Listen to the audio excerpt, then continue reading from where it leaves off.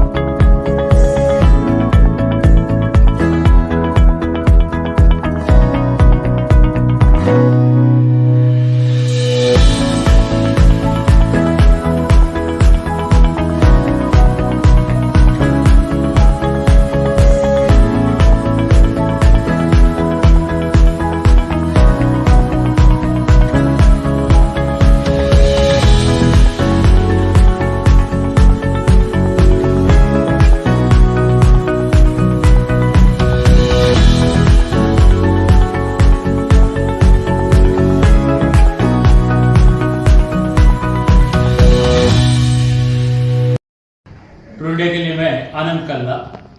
बात आज अहमदाबाद और जहां SCG हॉस्पिटल की बात आती है और दुनिया में तो निरंतर बीमारियां बढ़ती चली जा रही है और भारत की जब बात करते हैं तो कैंसर जैसी बीमारी निरंतर बढ़ती चली जा रही है और हर छोटी मोटी कैंसर की बीमारी से आज बड़ी बड़ी कैंसर की बीमारी हो रही है। और कोरोना के बाद की बात करते हैं तो हार्ट और कैंसर इस संबंध में निरंतर बीमारियां जो बढ़ रही है। और हमारे साथ डॉक्टर जहां HCG हॉस्पिटल के समीर जी गौतम साहब हैं। हम ऐसी ही कुछ जानकारियां जो जन जन तक जा सके और जनता को यह बता सके कि आप डरे नहीं, आप लड़ें और किस तरीके से लड़ें, आखिरकार कैंसर है क्या। हम ऐसी ही बात समीर साहब से करते हैं कि कैंसर क्या है। पहले तो थोड़ा सा हमारे दर्शकों को आप ये बताएं। धन्यवाद कल्ला जी। कैंसर बेसिकली एक ऐसा रोग है जिसमें शरीर की नॉर्मल या सामान्य कोशिकाएं असामान्य रूप से बढ़ने लगती हैं। ये किसी भी हमारे अंग ऑर्गन को प्रभावित कर सकती हैं और जिस भी अंग को ये प्रभावित करती हैं उस जगह का कैंसर डेवलप हो जाता है। बेसिकली कैंसर एक नॉर्मल सेल्स की एबनॉर्मल ग्रोथ को या सामान्य कोशिकाओं की असामान्य ग्रोथ को कैंसर कहा जाता है। बिल्कुल, ये कैंसर आखिरकार होता कैसे, क्योंकि खान पान से होता होगा, कुछ न कुछ ऐसे कारणों से होता होगा। हम उन कारणों को जानना चाहेंगे जिससे कि हमारे दर्शक ये जान सके कि हम अगर ऐसा करें तो इससे कुछ बच सकते हैं। जी, जैसा अभी मैं चर्चा कर ही रहा था कि कैंसर कई तरह का होता है, किसी भी शरीर के अंग को प्रभावित कर सकता है और कई तरह के कारण इनके होते हैं। कई कारण ऐसे होते हैं जिसमें व्यक्ति खुद भी दोषी होता है या वो जिम्मेदार होता है, जैसे काफी सारे व्यसन या कई तरह के सेवन, जैसे तंबाकू का सेवन। हमारे भारत में सबसे ज्यादा जो प्रिवेंटेबल कैंसर इनफेक्ट मैं कहूंगा जो होते हैं, उस पे एक बहुत बड़ा कैंसर का करवाने वाला जो कारक है वो तंबाकू से जुड़े या धूम्रपान से जुड़े कैंसर्स होते हैं। दूसरे जो कैंसर्स होते हैं वो कई बार हमारी जेनेटिक वंशानुगत भी कई बीमारियां होती हैं। आपने शायद कई बार देखा होगा छोटे छोटे बच्चों को भी कैंसर होता है, जबकि उन्होंने तो कभी कोई व्यसन भी नहीं किया होता है, उनको ऐसे कुछ खान पान या उनका ऐसा कुछ नहीं भी होता है। तो ऐसे काफी सारे वंशानुगत कारण भी होते हैं जो कैंसर करवा सकते हैं।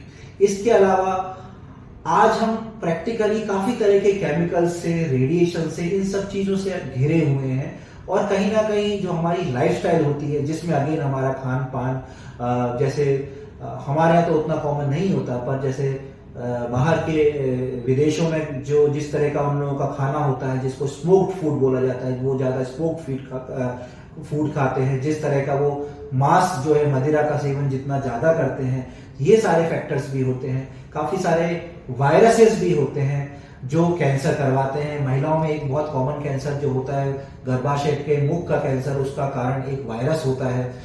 ऐसे काफी सारे कारण हैं जो अलग अलग तरह के कैंसर करवाते हैं। बिल्कुल, हम ये भी जानना चाहेंगे कि भारत में जिस तरीके के कैंसर आजकल लगातार बढ़ते चले जा रहे हैं वो क्या है।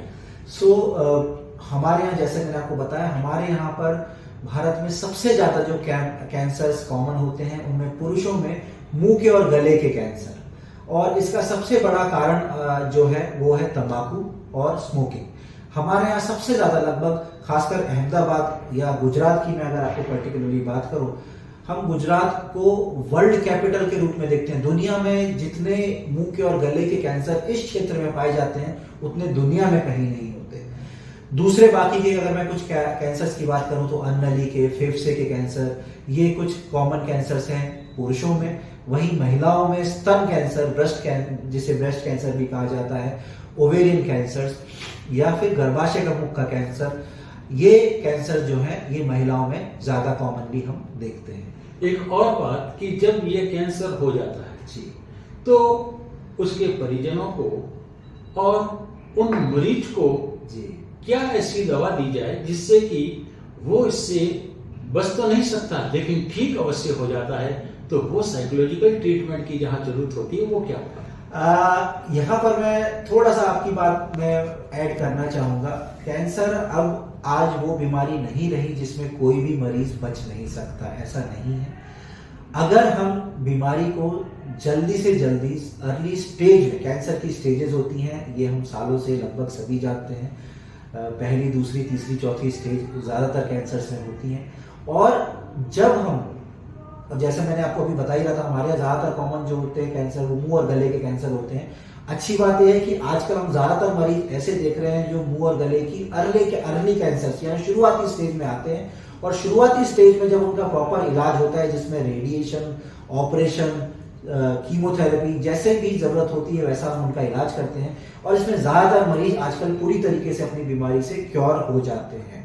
हाँ, अगर आप ये पूछें कि क्या सारे पेशेंट क्योर होते हैं, नहीं, क्योंकि इस बीमारी का नेचर ऐसा है जिसपे हम आज काफी हद तक तो जीत पा चुके हैं, पर अभी भी काफी एक लंबा रास्ता है जो हमें तय करना है। अभी भी हम इस बीमारी पे लगातार रिसर्च कर रहे हैं, हमारी दिन प्रतिदिन इस पे समझ जो है वो बढ़ती जा रही है, हम इसको ज्यादा अच्छे से समझ पा रहे हैं, इसलिए पहले से ज्यादा अच्छे से हम इस बीमारी को ट्रीट कर पा रहे हैं।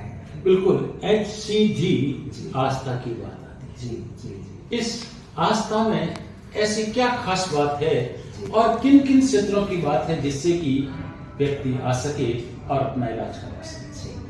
सो HCG जो है ये हेल्थ केयर ग्लोबल एक बहुत बड़ा ग्रुप है जिसके 26 से ज्यादा hospital, cancer hospitals, dedicated cancer hospitals India and abroad, Bharat में नहीं भारत के बाहर भी हैं। HCG आस्था कैंसर सेंटर अहमदाबाद भी इनका हमारे ग्रुप का एक one of the centre of excellence है, जहां पर बेसिकली कैंसर में एक टीम वर्क की जरूरत होती है जिसमें कोर टीम में सर्जन्स यानी कि कैंसर सर्जन्स, रेडिएशन की टीम, रेडिएशन ऑन्कोलॉजिस्ट की टीम, कीमोथेरेपी के डॉक्टर जिनको हम मेडिकल ऑन्कोलॉजिस्ट बोलते हैं, ऑन्कोपैथोलॉजिस्ट, ऑन्को रेडियोलॉजिस्ट, काफी सारी सपोर्टिव जो चीजें होती हैं जैसे कि dietary nutritional department, physiotherapy department, rehab department, pain and palliative care. So एक अच्छे कैंसर सेंटर में ये सारी सुविधाएं एक ही छत के अंदर उपलब्ध होना जरूरी है। और HCG आस्था कैंसर सेंटर ये गुजरात का कॉर्पोरेट सेटअप में, प्राइवेट सेटअप में सबसे बड़ा ऐसा हॉस्पिटल है जहां पर ये सारी सुविधाएं एक ही छत के नीचे मौजूद है। बिल्कुल, हम यही चाहेंगे अंत में कि जनता को क्या संदेश देना चाहेंगे कि वो आपके पास नहीं आए, अपने घर पर ठीक हो सकें, और हो जाए तो फिर आपके पास आकर के कैसे ठीक हो सकें। जी, सो कैंसर में हमारी हमेशा सालों से, मरीजों से नहीं, आम जनता से हमेशा से यही विनती रही है कि हम इस बीमारी को पहले तो होने से ही रोकें। इसको होने से रोकने के खासकर ऐसे कारण जिनको हम रोक सकते हैं, जो मैंने आपको अभी समझाए, तंबाकू का सेवन ना करें, किसी भी तरह के व्यसन से, नशे से दूर रहें, एक अच्छी healthy lifestyle, healthy diet follow करें, और एक बहुत इंपॉर्टेंट चीज होती है रेगुलर स्क्रीनिंग, रेगुलर अपना हेल्थ चेकअप करवाना।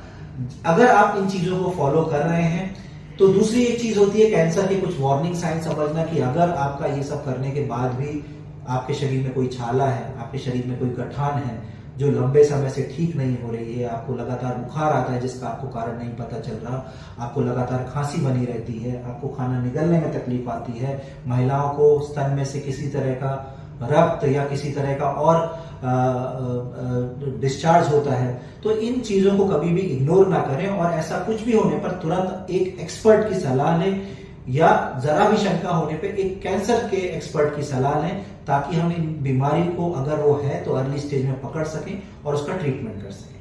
बहुत बहुत धन्यवाद समीर जी का कि जिस सादगी के साथ, जिस सरलता के साथ, जिस बात की जरूरत है आज की जनता को जानने की, वो सब कुछ बताया। लेकिन युवा शक्ति अगर इस और पड़ गई नशे की ओर तो निश्चित रूप से उनका आगे का जीवन खराब हो सकता है, उससे दूर रहें। बिल्कुल पर्यावरण की शुद्धता की जहां बात आती है तो वो भी, खान पान की शुद्धता की बात आती है तो वो भी, लेकिन बढ़ते हुए सेल को रोका जा सकता है। आज उतना मुश्किल नहीं, बस जरूरत है आपको संवरने की, समझने की, जानने की, और पता चल जाए तो फिर उसके क्योर करने के लिए शीघ्र एक अच्छे डॉक्टर के पास आने की निश्चित है। ये अब उतना बुरा नहीं जितना सोचा जा रहा है।